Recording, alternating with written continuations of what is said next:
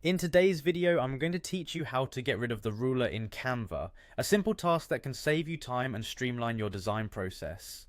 Let's dive into the steps you'll need to follow to make your Canva workspace more efficient and clutter-free. First, you'll want to head over to canva.com.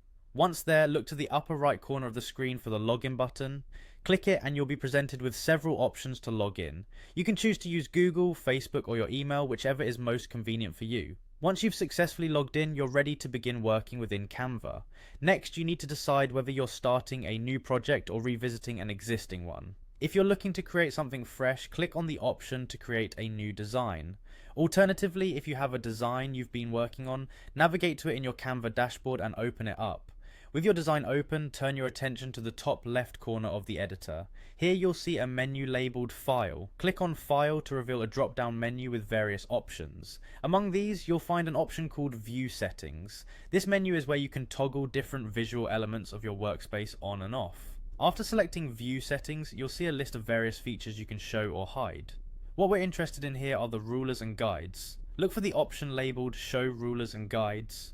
If this feature is currently active, you'll see a check mark next to it. To disable the rulers, simply click this option to uncheck it, and the rulers will disappear from your workspace. Now, if you're someone who prefers using keyboard shortcuts to navigate through software quickly, Canva has a handy shortcut for toggling the rulers on and off. By pressing Shift and R together, you can easily hide or show the rulers without having to go through the menus every time. And there you have it, you've successfully learned how to hide the rulers in Canva.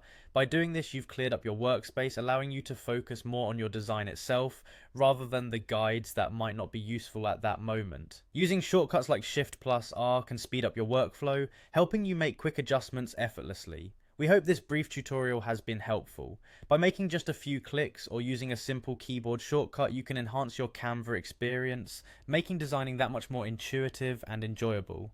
Thanks for watching and happy designing.